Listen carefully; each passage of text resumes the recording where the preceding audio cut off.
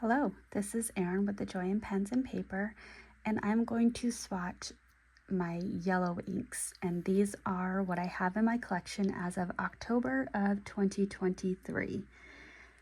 Spoiler alert, I don't have that many.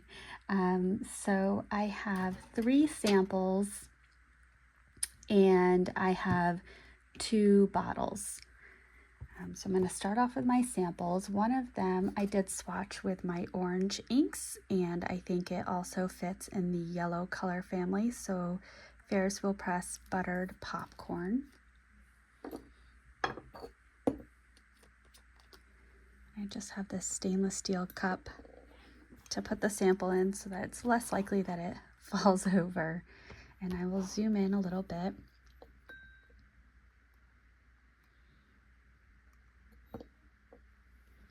Got a little bit of ink on the handle, so let me wipe that off. Okay. So I'm just gonna do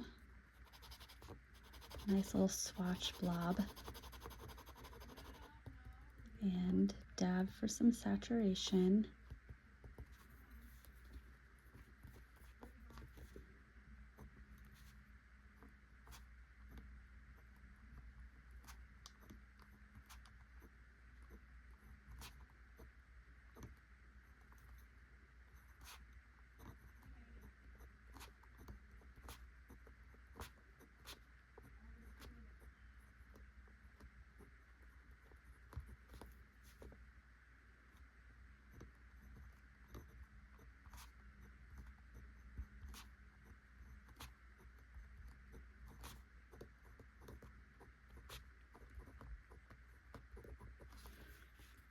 And then I'm going to use the angle of the Kakamori brass nib to do some line variations. And just by changing the angle of my grip, which thus changes the angle that the nib is against the paper, it changes the width of the line, which is one of the things I love about the Kakamori brass dip nib. All right, so I'm going to put that back in with my orange inks.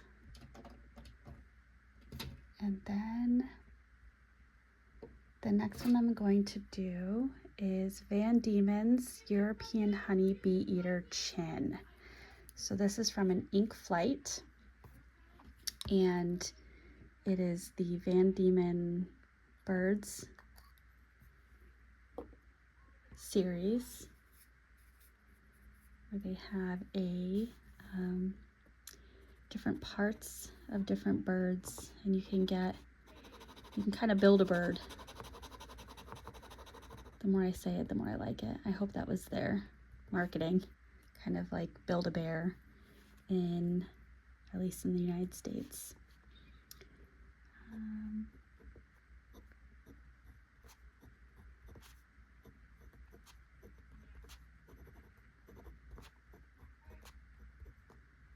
Van Diemen's. This is a very long name.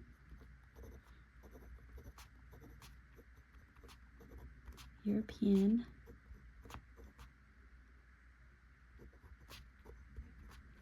Honey Bee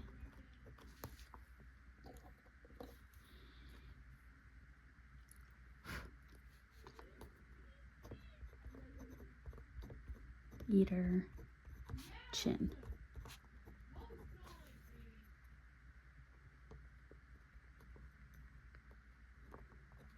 As usual, if you watched any of my other videos, I do extend apologies for potentially hearing my son in the background. He's an 11-year-old who is an only child, and he is very into online gaming with his friends.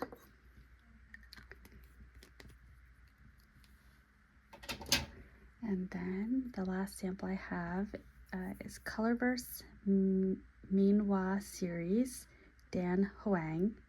This is also from an ink flight.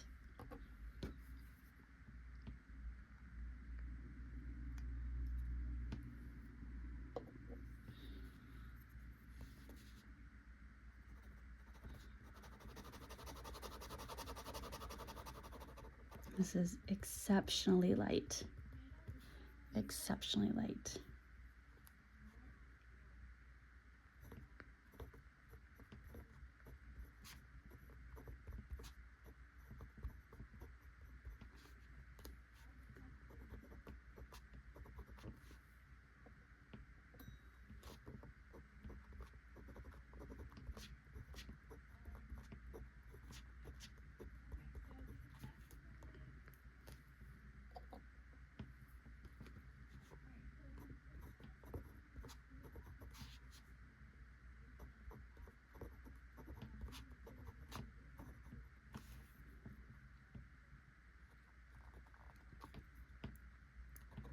This is likely not an ink that one would be able to write with because it is so light, although it is coming up a little bit more saturated as I look at the camera than it is in person. And certainly once it dries down, you can see it on the page, but it is just very, very, very light. And it almost would fall into kind of a tan category as well.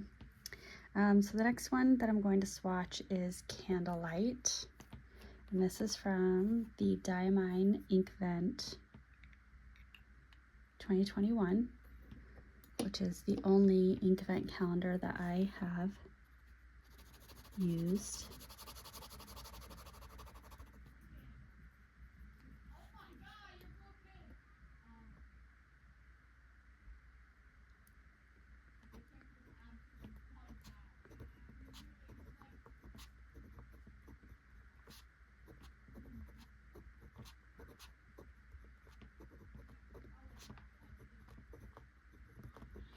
And you can order full bottles of any of the Diamine Inkvent colors.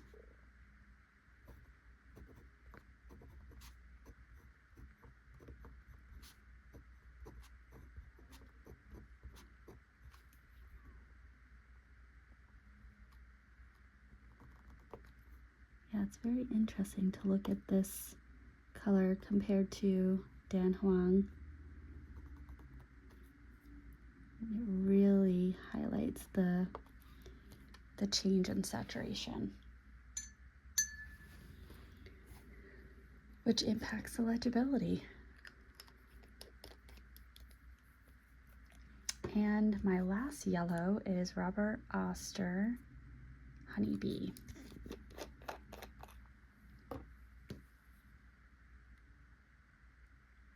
And this was a gift from my husband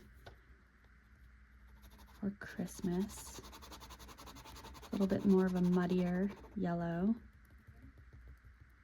which makes it really lovely to write with. And it's sentimental because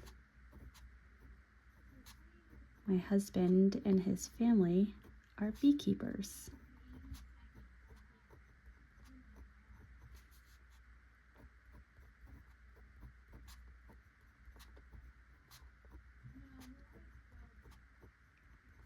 So I really love that I have this in my collection.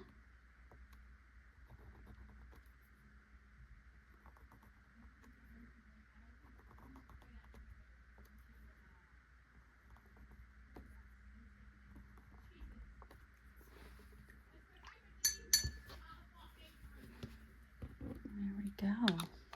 So those are my yellow inks as of October of 2023. And one thing that I really love about these inks is, really with the exception of the Diamine Candlelight, you can see some really lovely shading.